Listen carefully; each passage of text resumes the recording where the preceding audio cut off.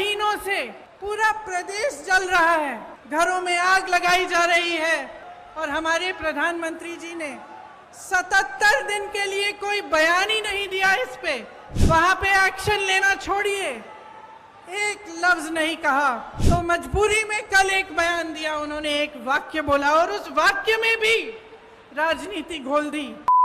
2 महीनों से पूरा प्रदेश जल रहा है, घरों में आग लगाई जा रही है, मार काट हो रही है आपस में, महिलाओं के साथ भयावह अत्याचार हो रहा है, बच्चों के सर पर छत नहीं रहे और हमारे प्रधानमंत्री जी ने 77 दिन के लिए कोई बयान ही नहीं दिया इस पे।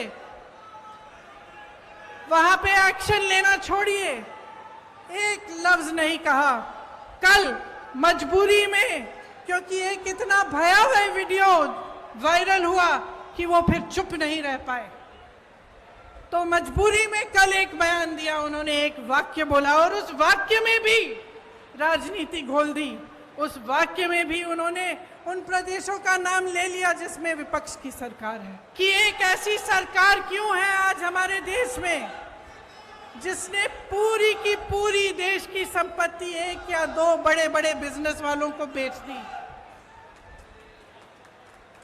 जहां से आपको रोजगार मिलता था। उन कंपनियों को जब इन्होंने अपने मित्रों को सौंपा तो उनको मालूम होगा कि आप बेरोजगार होंगे। आपको रोजगार कहां से मिलता था? पीएसयू से मिलता था, बड़ी बड़ी जो सरकारी कंपनी थी उनसे मिलता था। आपको रोजगार खेती की कमाई से मिलता था, आपको रोजगार सेना से मिलता था, आपको रोजगार छोटे छोटे व्यापार से मिलता था। आज परिस्थितियां क्या हैं? जो बड़ी बड़ी कंपनियां हैं वो तो सारी सौंप दी इन्होंने अपने दोस्तों को। सेना की भर्ती का क्या किया, अग्निवीर का आप जानते हैं। आपका ये जो क्षेत्र है, ग्वालियर का क्षेत्र, रानी लक्ष्मीबाई जी का क्षेत्र है, यहां से तमाम वीर जवान जाकर हमारे सरहद पे खड़े होते हैं। आप जानते हैं सबसे अच्छी तरह कि जब से अग्निवीर की स्कीम आई और 4 साल की सेना में भर्ती कराई गई, तब से क्या स्थिति है। मैं कुछ हरियाणा के नौजवानों से मिली, उन्होंने मुझे बताया कि ट्रेनिंग से ही लोग वापस जा रहे हैं घर। तो कहते हैं कि हम इतनी ट्रेनिंग, इतनी कड़ी ट्रेनिंग कर किस लिए रहे हैं। हम इतनी कड़ी ट्रेनिंग इसलिए कर रहे हैं कि 4 साल बाद हम बेरोजगार होकर वापस आ जाएं, और जब घर आएंगे तो सरकार ने ये परिस्थितियां बना दी हैं कि घर पे भी किसानी से चाहे जितनी भी मेहनत कर लो, इतनी महंगाई है, इतनी मुश्किलें हैं कि किसानी से भी नहीं कमा पाएंगे, तो घर आकर क्या करेंगे। वहां भर्ती के लिए तमाम नौजवान पढ़ाई करते हैं, माँ बाप मेहनत की कमाई से उनके लिए पैसे इकट्ठे करते हैं। कोई 10,000 के ट्यूशन, कोई 20,000 के ट्यूशन करता है, और फिर देखिए पटवारी के इम्तिहान में किस तरह से घोटाला हो गया। तो इन चीजों का समाधान क्या है?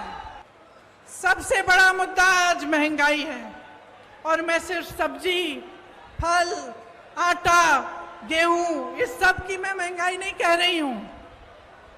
ये तो है ही, जब टमाटर 150 रुपए में आप खरीद नहीं सकते तो ये तो है ही।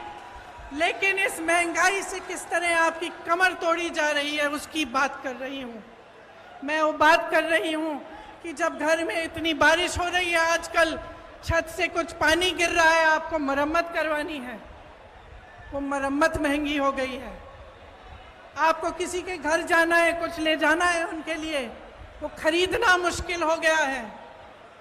आपके बच्चों की फीस भरना मुश्किल हो गया है।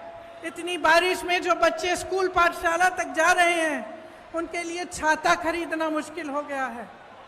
आपके पूरे जीवन पर एक बहुत बड़ा बोझ बन गई है ये महंगाई। तो ये सिर्फ टमाटर के भाव की बात नहीं है, ये बात आपके जीवन की है कि किस तरह आप गुजारा कर पा रहे हैं, मैं समझ नहीं पा रही हूं। मेरी बहनें यहां बैठी हैं, सबसे बड़ा बोझ इन पर है। समाज का बोझ, महंगाई का बोझ मेरी बहनें उठाती हैं सबसे ज्यादा। आज रसोई के लिए सामान खरीदना है, तेल खरीदनी है, वो भी नहीं मिलती। गैस का सिलेंडर मिलता तो था, उसमें गैस भरना ही मुश्किल हो गया है।